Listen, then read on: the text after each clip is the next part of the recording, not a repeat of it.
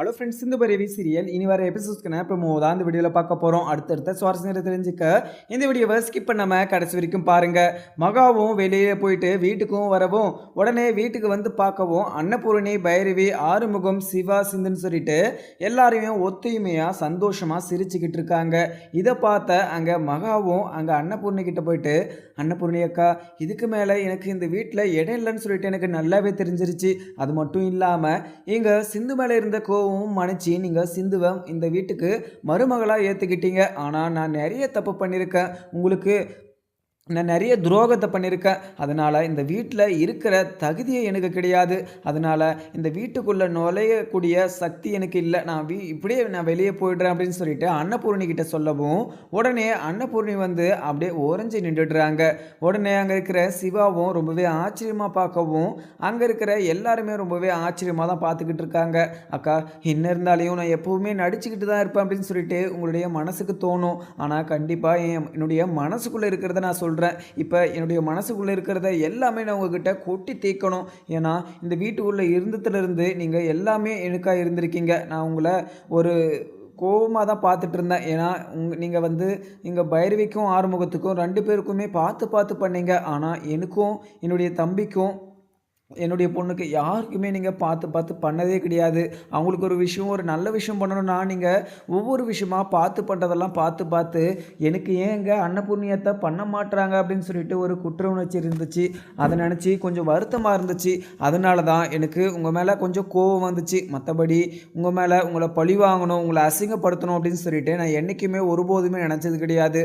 அதுக்கப்புறம் இங்கே சிவாவுக்கும் இங்கே இருக்கிற சிந்துக்கும் கல்யாணம் ஆச்சு. அந்த கல்யாணம் எனக்கு பிடிக்கல, சிந்துவை கொஞ்சம் கூட பிடிக்கல. அது மட்டும் இல்லாமல் சிவாக்கே இங்கே சிந்துவை பிடிக்காம தான் இங்கே சிந்துவை வந்து கல்யாணம் பண்ணிக்கிட்டா நீங்கள் சொன்னீங்க அப்படின்னு சொல்லிட்டு.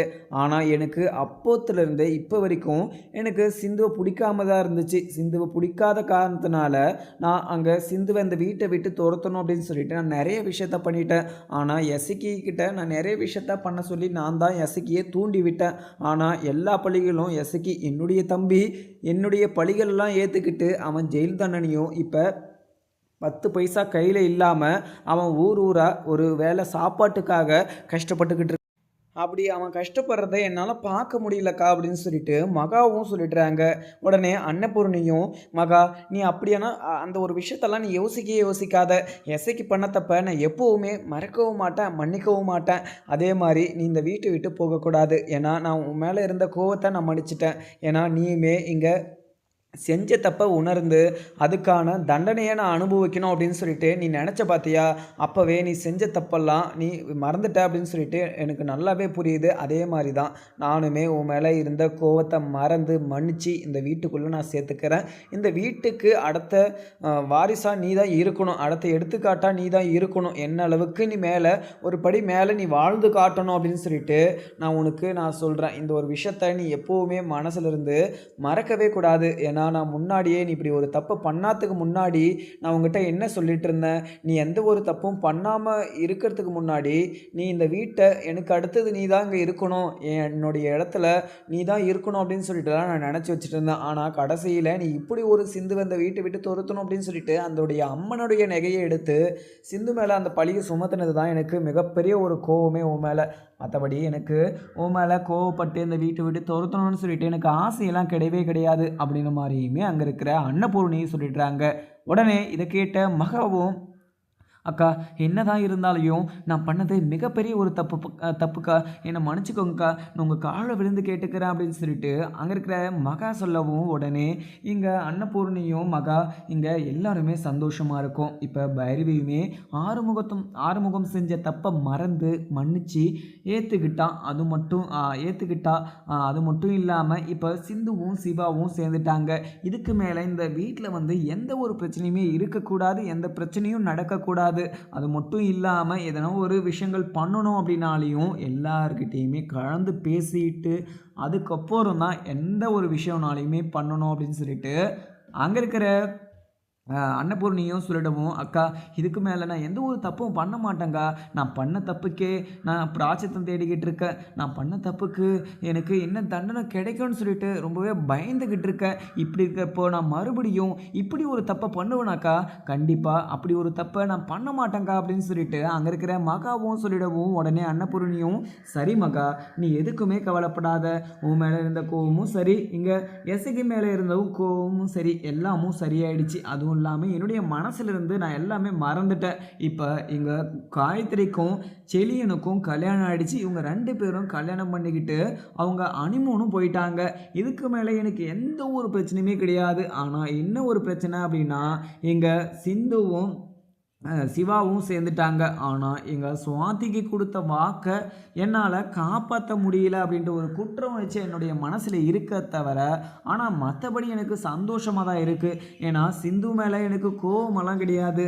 ஒரு பயங்கர ஒரு அதிர்ச்சி தான். ஏன்னா அப்படி ஒரு விஷயத்த, அப்படி ஒரு பொய்யை சொல்லி அவள் அப்படி பண்ணியிருக்கக்கூடாது. அதனால தான் எனக்கு அவன் மேலே எனக்கு கோபமாக இருந்துச்சு. மற்றபடி அவளை சிவாக்கிட்டேருந்து பிரிக்கணும் அப்படின்ற நோக்கத்தில் நான் எப்போவுமே அவகிட்ட பேசினது கூட கிடையாது. ஆனால் இப்படி பேசினா அவள் கோவப்படுவா, அவள் அந்த கஷ்டத்தை உணருவா அப்படின்னு சொல்லிட்டு தான் நான் இப்படியெல்லாம் பண்ணியிருக்கேனே தவிர, அவளை கஷ்டப்படுத்தணும், அவளை அசிங்கப்படுத்தணும், அவளை கடைசி வரைக்கும் இப்படியே தான் வச்சுக்கிட்டு இருக்கணும் அப்படின்னு சொல்லிட்டு நினச்சது கூட கிடையாது. ஆனால் இங்கே காயத்ரியை தன் உயிரை பணைய வச்சு அவள் கிணத்துல குதித்து காயத்ரியை காப்பாற்றுனதெல்லாம் நினைக்கிற போது எனக்கு ரொம்பவே சந்தோஷமாகவும் இருக்குது. அவ்வளோ அந்த ஊராளுங்க எல்லாரும் இருக்கிறாங்க. ஆனால் அவங்க ஒருத்தர் கூட என்னுடைய காயத்ரியை காப்பாற்ற யாருமே முன் வரல. ஆனால் எங்கள் சிந்து வந்து அவருடைய உயிரை பணைய வச்சு என் காயத்ரியை காப்பாற்றணும் இல்லாமல் இப்போ செலியனுக்கும் காயத்ரிக்கும் கல்யாணம் ஆனதே எங்கள் சிந்துவால் மட்டும்தான்.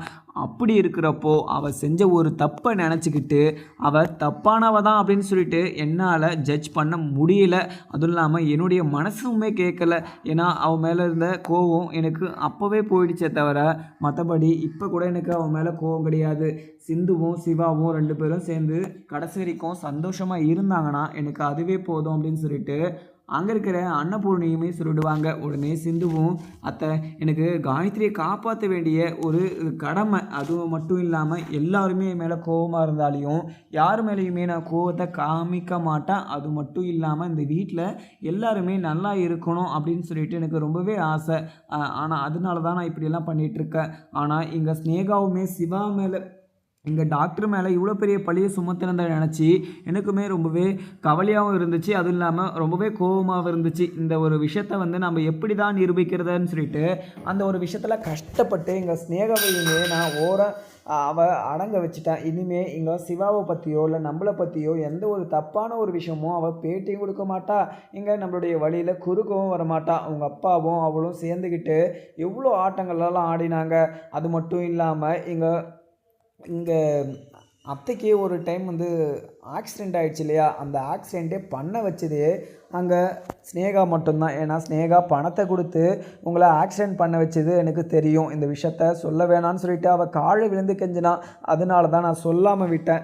அதனால தான் அவள் அப்போ இருந்து தப்பிச்சுக்கிட்டு இருந்தா. இல்லைனா அப்போவே அவளை நீங்கள் என்ன பண்ணிருப்பீங்கன்னு சொல்லிட்டு உங்களுக்கே தெரிஞ்சிருக்காது. அதனால தான் நான் அப்போ எந்த ஒரு விஷயத்தையுமே சொல்லலை அப்படின்னு சொல்லிட்டு சிந்து சொல்லிடவும், உடனே சிந்து என்ன சொல்லிக்கிட்டு இருக்கு சிந்து, அவள் இப்படியெல்லாம் ஒரு அசிங்கத்தனமான ஒரு விஷயத்தெல்லாம் பண்ணுறாளா?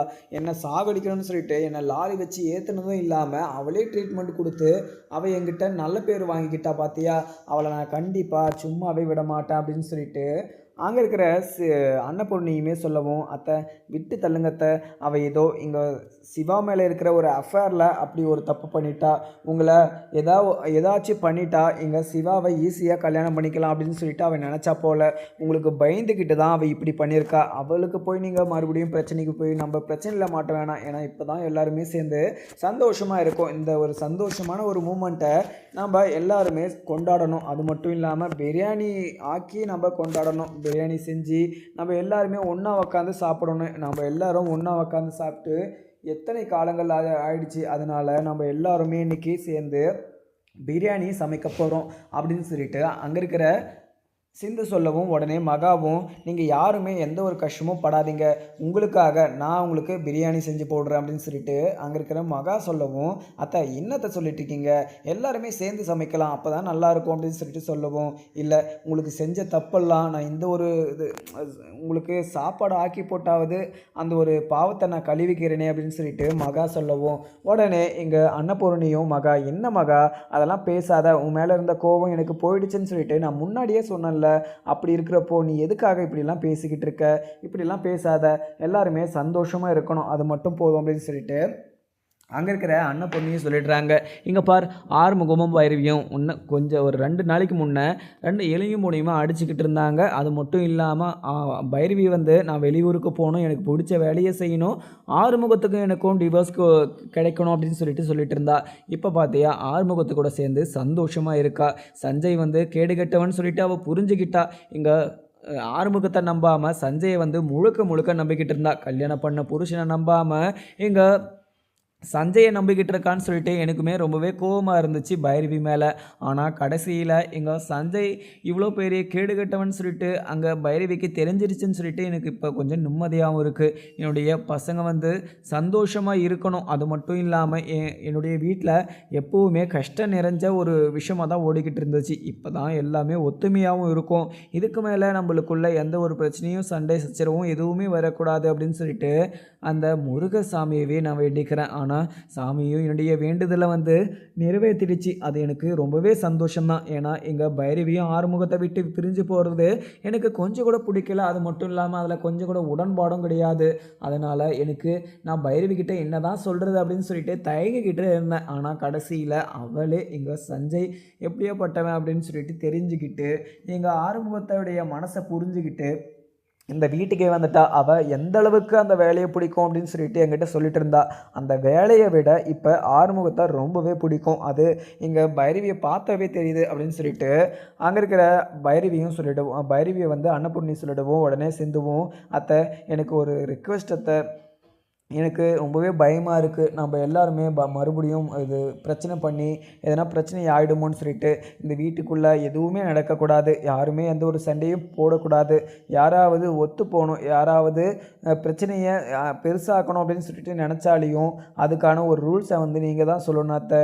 இதுக்கு மேலேயாவது நம்ம பிரச்சனை பண்ணாமல் இந்த வீட்டுக்குள்ளே சந்தோஷமாக இருக்கலாம். ஏன்னா இதுக்கு முன்னாடி ஆளுக்கு ஒரு திசையில் நம்ம கஷ்டப்பட்டுக்கிட்டு இருந்தோம், ஒரு சைடு அசிங்கமும் பட்டுட்டு இருந்தோம்.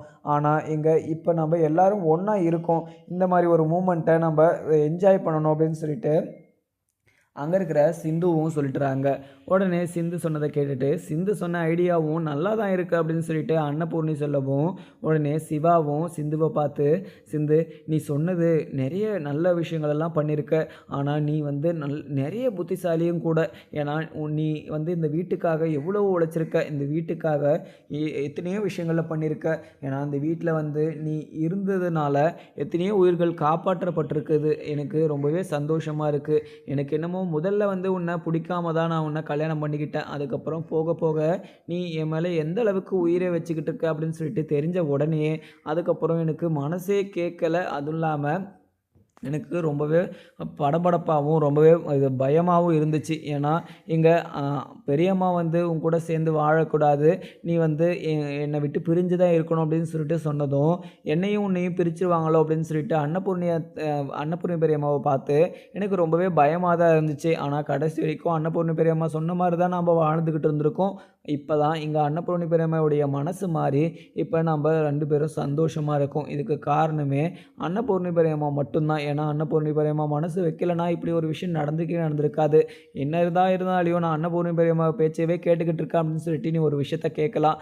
ஆனால் அவங்க வந்து எனக்காக எத்தனையோ ஒரு விஷயங்களை பண்ணனாலையுமே ஒரு விஷயம் பண்ணாலையும் அவங்க எப்போவுமே எங்கள் அம்மாவுக்கும் மேலே நான் அவங்கள நினச்சிட்டுக்கிட்டு இருக்கேன் அப்படின்னு சொல்லிட்டு அங்கே இருக்கிற சிவாவும் சொல்லிடுறாங்க. இதை பார்த்த சிந்துவும், டாக்டரே எனக்கு நல்லாவே தெரியும், உன்னை விட எனக்கு அன்னபூர்ணியத்தையை ரொம்பவே பிடிக்கும், அன்னபூர்ணியத்தைனா நான் ரொம்பவே மரியாதை கொடுப்பேன். ஆனால் அன்னபூர்ணியத்தை என்னுடைய மனசை புரிஞ்சிக்காம தான் என்னை வீட்டை விட்டு வெளியே நிற்க வச்சுட்டு இருந்தாங்களே தவிர அவங்க மனசார அவங்க வீட்டை விட்டு வெளியே போக சொல்ல கிடையாது. என்னாலையும் முடிஞ்சிருக்கும், கோர்ட் ஆர்டரை வச்சு உங்களை நான் தனியாக கூட்டிகிட்டு போய் வாழ்ந்திருக்க முடிஞ்சிருக்கும். ஆனால் அன்னபூர்ணியத்துடைய மூஞ்சுக்காக மட்டுமே இந்த வீட்டுக்குள்ளே எல்லாரும் பண்ணுற கஷ்டத்தையுமே தாங்கிக்கிட்டு அதை சலிச்சுக்கிட்டு நான் வாழ்ந்துக்கிட்டு இருந்தேன்.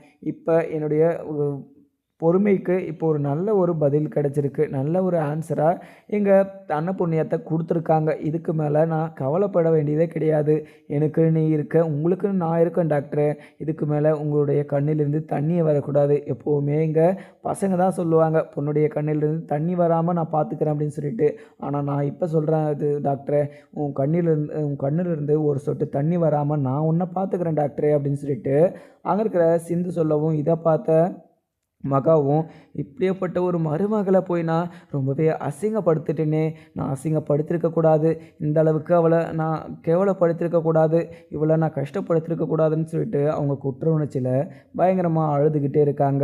அத்தை, எனக்கு என்ன இருந்தாலும் இந்த வீட்டுக்குள்ளே இருக்கிறதுக்கே பிடிக்கல. அது மட்டும் பிடிக்கலன்றதை விட எனக்கு மனசே கிடையாது. இவ்வளோ பெரிய தப்பை பண்ணிவிட்டு என்னால் எப்படி இந்த இதில் வாழ முடியுதுன்னு சொல்லிட்டு என்னால் குற்ற உணர்ச்சியால் தாங்க முடியல அத்தை. இது அக்கா, என்னால் தாங்க முடியல. என்ன இங்கே கன்னத்தில் பல்லார்னு அடிங்கக்கா.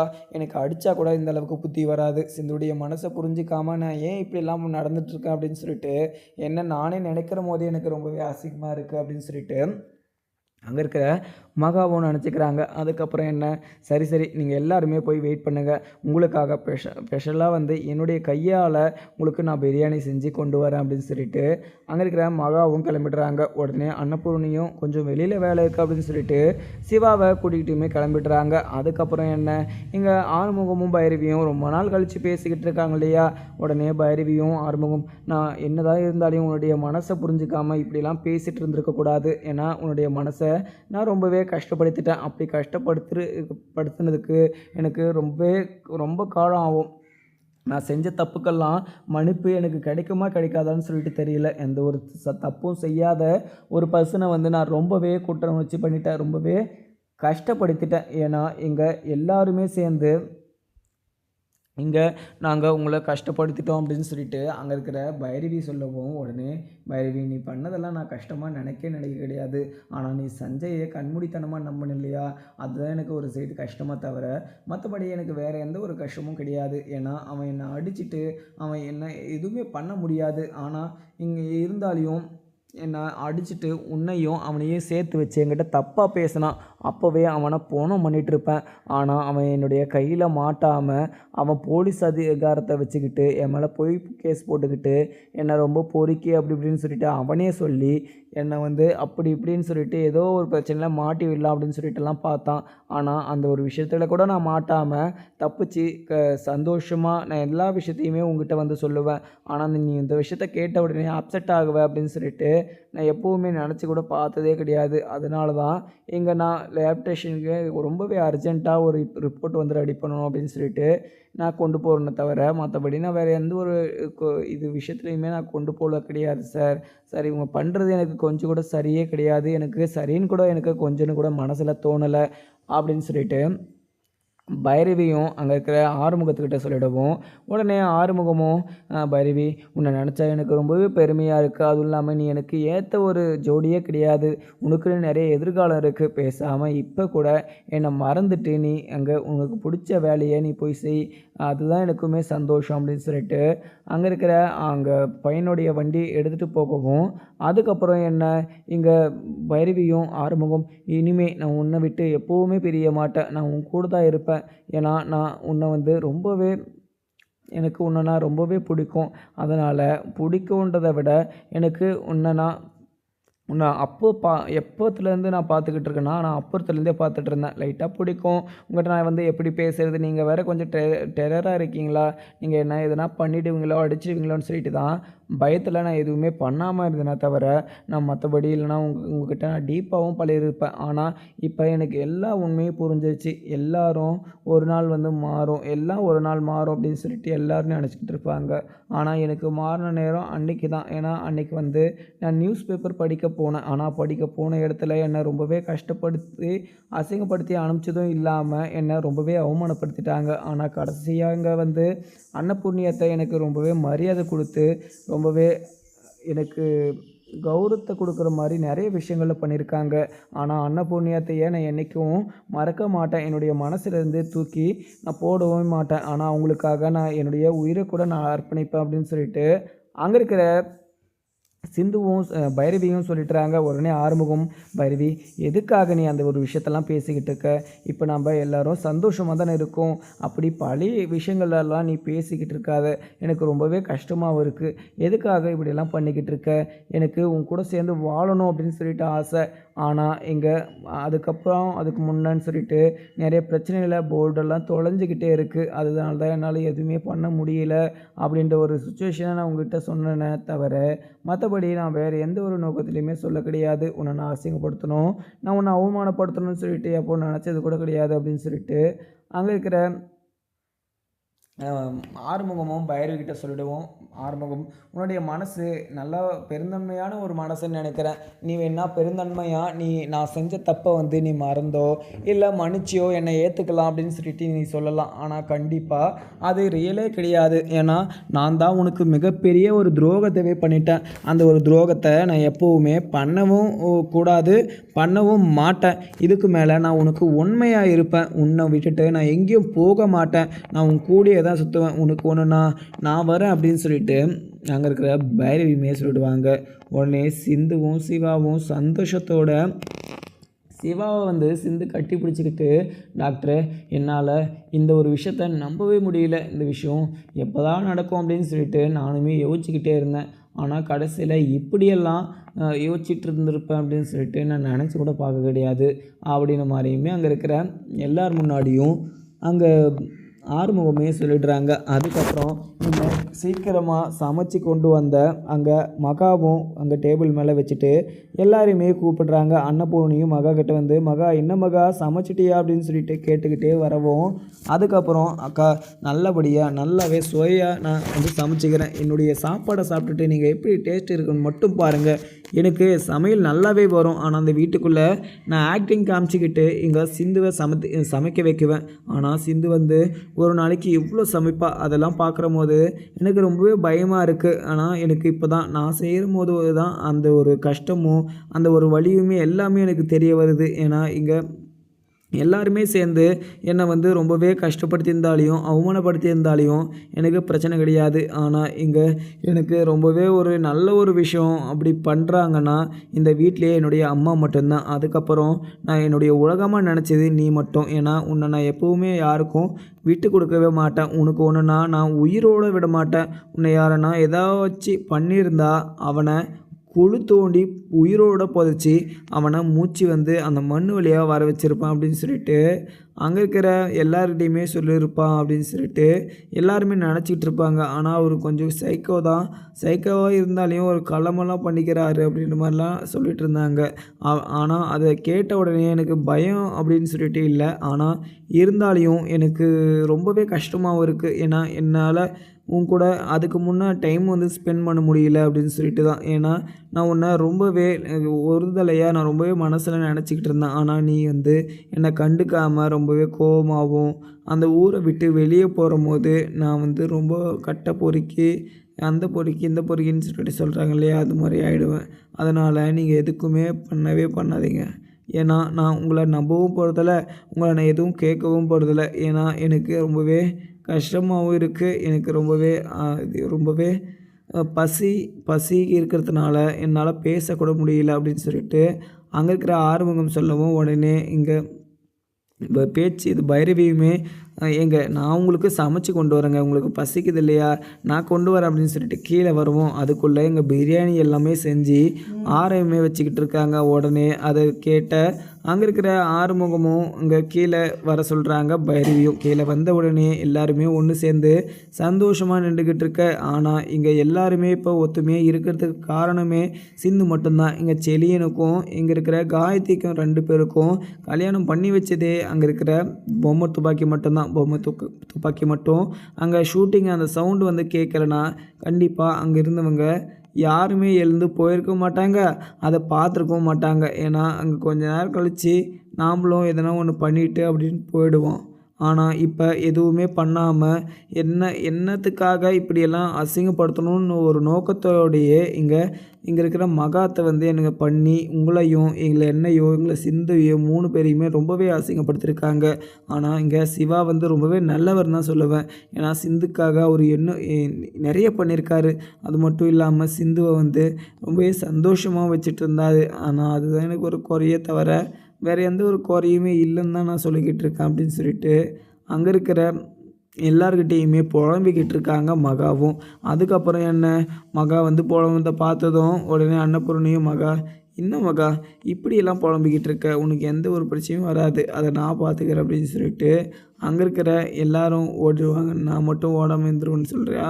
அப்படி தான் நீங்கள் நினச்சிட போகிறீங்க. எனக்கு உங்களை விட ட்ரிபிள் மடங்கு கோபமாக வந்தாலையும் அதை என்னுடைய மனசுக்குள்ளேயே அடக்கி வச்சுக்கிட்டு நான் எதுவுமே பண்ணாமல் இருக்கேன். அதனால் நீங்கள் பொறுமையாக இருக்கான், இவனால் ஒன்றுமே பண்ண முடியாது அப்படின்னு சொல்லிட்டு நீங்கள் ஒருபோதும் நினச்சிக்காதீங்க அப்படிங்கிற மாதிரியுமே சிவா கிட்ட ஃப்ரெண்டு வந்து சொல்லிட்டுறாங்க. அதுக்கப்புறம் எதுக்குன்னு பார்க்கலாமாங்க. வீடியோ பிடிச்சா லைக் பண்ணுங்கள். Thank you friends.